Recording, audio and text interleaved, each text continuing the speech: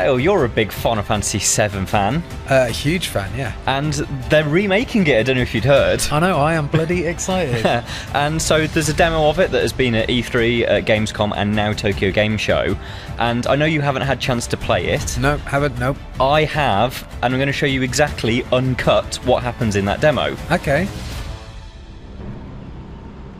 Right.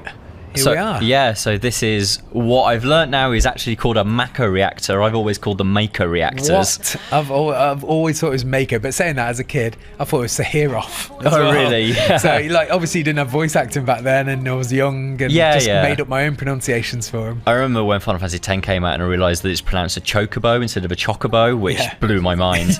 But yeah, because we've got voice acting, we get Jessie. Nice. And it's really nice to be able to hear her talk, and she's got some, you know, like funny, like sweet dialogue, basically.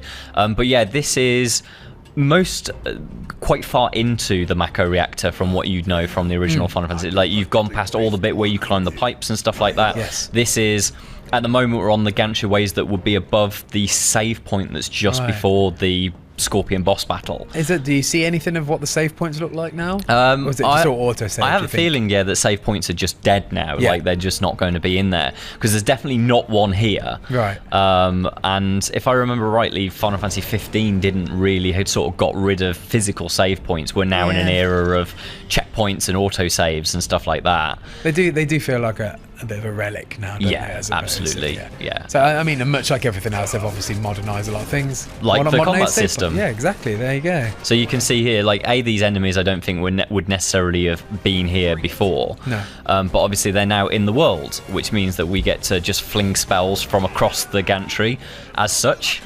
How far away do you have to be before you can interact with them? Could you throw that spell from where you were at the start? No, I don't think so. Like, there is definitely a circle of like engagement around an enemy, and you can sort of lock onto them with R3 like you would do for like an action game like Devil May Cry, but you obviously have this pausing system where you can tap X and that'll open a menu. As long as you've built up ATB gauges, you can have 2 of those. Yeah. And at the moment, you can see they're just under my health bars for both Cloud and Barra. They're not full at the moment, but as you spend time and you attack or defend, they will build, and then you can use those to cast either spells or use special abilities. So they look like they build rapidly when you're attacking as well. So encouragement to just constantly attack and build it up. Yeah, absolutely. It's not one of these things where like you're going to have to wait ages between doing really cool attacks. It's like within reason you can be pulling these off every few seconds, and I really like that. It makes the pace of combat feel really, really good. Sure. And you can see sort of like Barrett and Cloud working together here, because obviously these monodrive enemies, which you might remember from the original game, they're obviously at a distance, and especially this Sentry Ray, which Cloud technically can reach because he can leap into the sky to strike, but it's a good area to show off what Barrett can do with this bullet barrage. So I've noticed that you keep switching between the members. Is that actively encouraged? Is that the best way to play, would you say? I would say it's definitely the best way to play. So the thing is like, there is AI, and so Barrett or Cloud, you know, depending on who you're playing as, the other person will always be controlled by the AI, and they will effectively constantly attack, and they're fairly smart, but what they don't seem to do is necessarily attack with their special abilities. I think that's very much something for the player to dictate.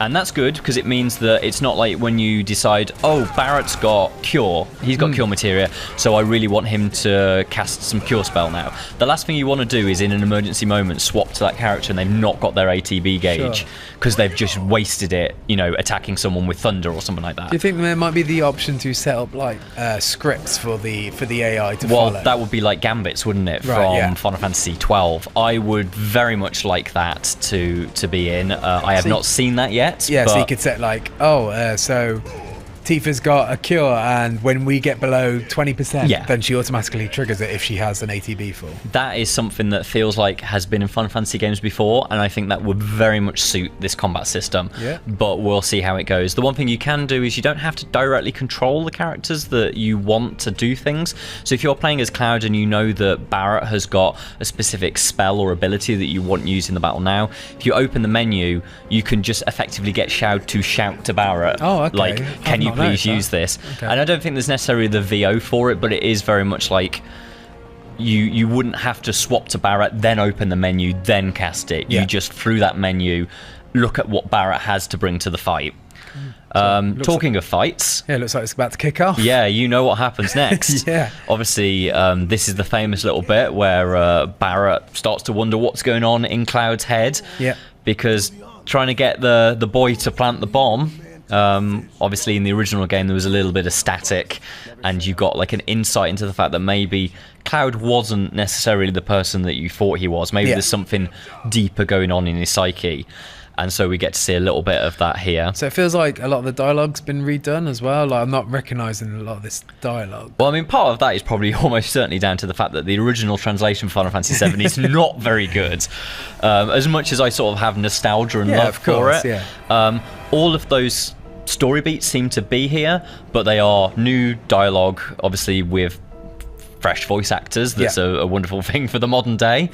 And so while these characters feel familiar and they feel like the same people they were, they're speaking in much more, I hesitate to say naturalistic dialogue because it's an anime, right? So nobody speaks naturally in an anime but Japanese it thing. Feels a little real. I suppose the performances help as well. It feels a bit more authentic. Yeah, absolutely. Here we go. And here we are. It is what we know as the Guard Scorpion, but it's now called the Scorpion Sentinel. That's a weird change. Yeah, you know, just all of these little bits that just make it feel like it is a fresh new game, despite the fact it's a remake, a reinvention of what came before. And you can, that search focus kind of light that's come on to Cloud now, that's a classic attack. Those machine guns are classic.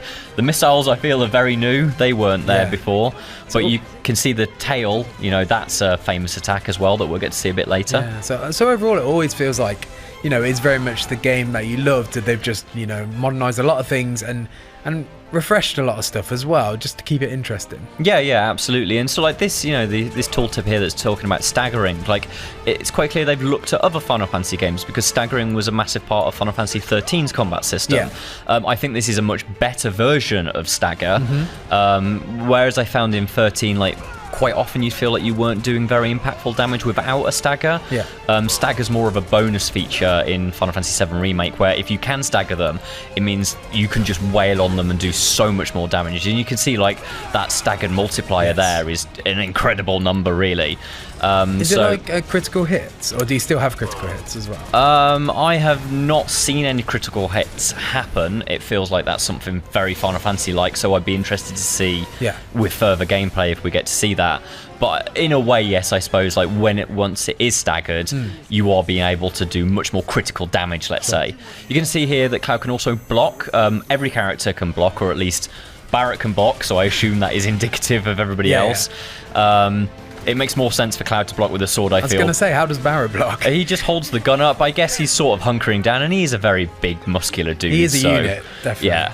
But you can see here that the Scorpion has now put up like a force field around it, and for lack of a better term, it's got a butthole that is its weak spot. Well, I mean, that's everyone's weak spot, surely. Yeah, absolutely. Certainly one of many of mine. But basically, if you destroy the weak spot, it will, destroy the shield, so you can break through. You can also see that the Scorpion can pick Cloud up. So obviously you have to switch at that point. Yeah, to help Barrett to get him down, but we're free, which means that, Cloud can get back in the fight. Okay.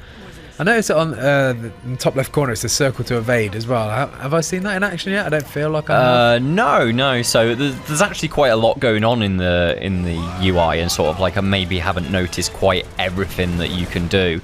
But certainly blocking and evading is much more important now than it was in the original game, because in the original game everybody lined up like good soldiers and attacked one at a time, whereas now it's much more chaotic. So is it very much like an action game sort of gesture of ducking out of the way or diving out of the way? Yeah, so I would not say that it's Devil May Cry style, because obviously Devil May Cry relies a lot more on combos and much more on specific timing and almost frame counting, if you're very good at it.